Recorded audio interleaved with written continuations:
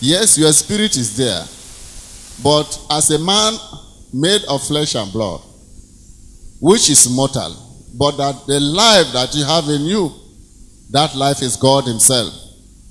And that we are to be clothed upon by this life until mortality is swallowed up of this divine life. Until mortality is swallowed up of God.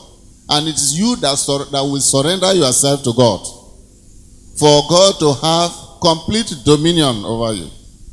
And that is why all the scriptures making us know that we have a part to play. It is not just something that God is commanding you to say, be good, and immediately you are good. It is you that will accept. And that is why Romans 12, that be transformed by the renewing of your mind. The commandment is given to you. Change your mind. Come and hear the gospel. Understand and be transformed by the renewing of your mind. And what are you going to do?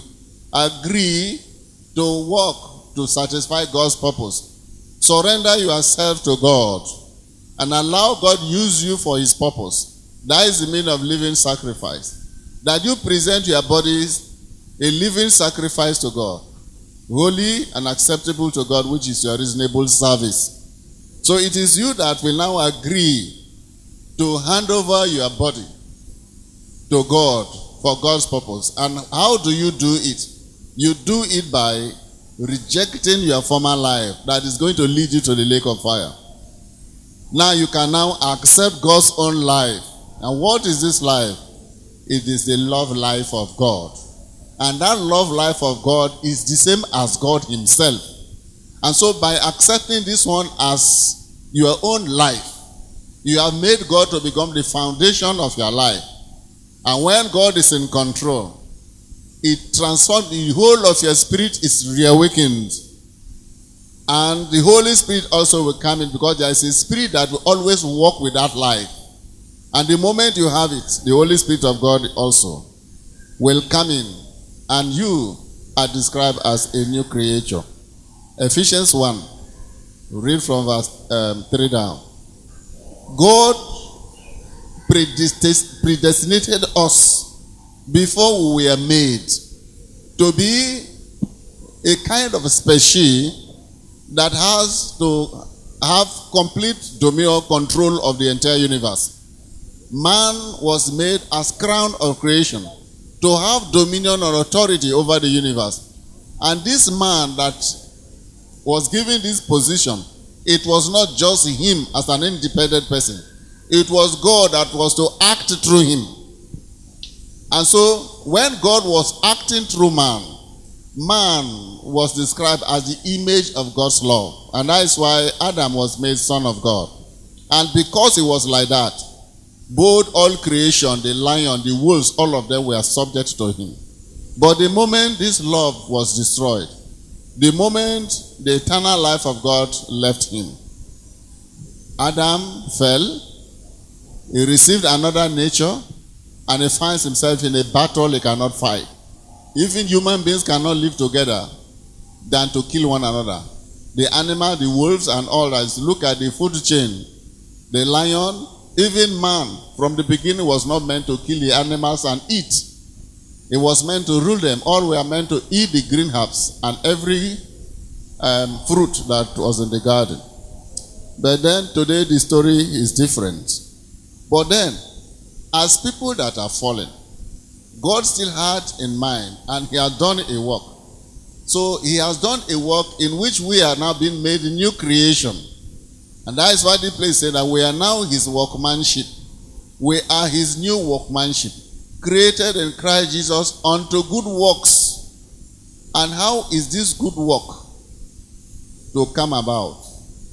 You have to agree that you are like a sheep in the midst of wolves.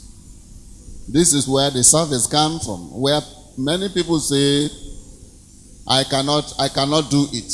Even the churches do not believe in it. The gospel is not being changed. You are likened to a sheep that is in the midst of wolves. You must continue to be sheep, continue to be weak, continue to be loving, continue to be kind, continue to show that love of God according as Christ has commanded you. Until through you, God will break the power of the wolves and the lions and all the wicked animals. Through you, God, because God has made this world upside down. You have to understand that fact. He said, I am going to make those who see to be blind, and I'm going to make the blind to see.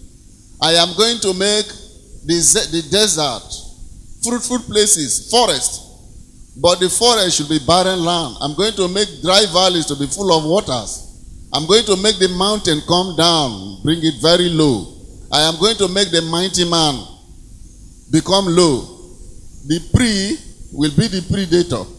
Those who break in pieces will now be defeated. And the mean people, those of low estate, the weaker ones, will now be the strongest. So, all the scriptures are making us understand of what God is doing in this direction. Praise the Lord. So, how is God going to achieve this purpose? Until the lion, the bones are to be broken.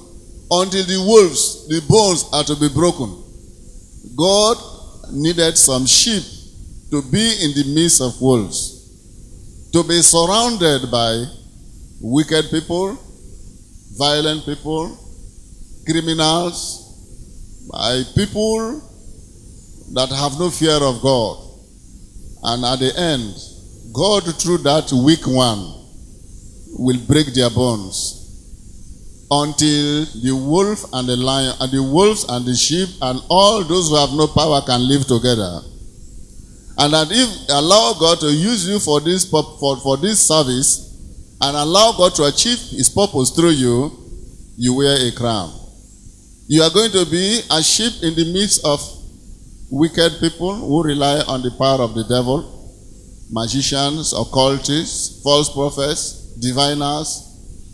People practice curious acts, and yet you are going to be like that. You are going to allow God defend you until their power will be broken. Until God will disarm them, because you that is weak. And that is why Christ even made you know, before you are exalted, you must first come from the ground. Before you be a master, you must first serve. Except you agree the principle upon which God is now to save you, you will not understand the work of redemption. And every step God will take to save you, you will see it as so strange, as against your interest, and you run away. But you don't know that by running away, you're putting yourself into more destruction. But by facing the circumstance and standing upon God's will, upon God's,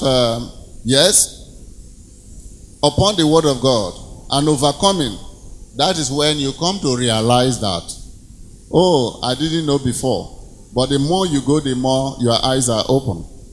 So, what I mean is that this love that is given to you this is your sanctification, your perfection, your fellowship with God, and this is the means by which others will see the glory of God.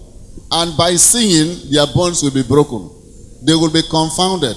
They will be ashamed, and they will come down. Because God is to act through you. It is not just you. Like, say, no weapon formed against you shall prosper. It is God that is in control of your being. But today people don't believe of this fact. They say, no. How can I allow myself to be insulted by people? And I see people are doing some spiritual work against me, that my business will not prosper, that I should die. And so they are now being moved for the battle. They are also now praying, doing their works for them to die. That is called what is called revenge. That is to say, you were surrounded by wolves, and suddenly you have become wolf too. You have become lion too.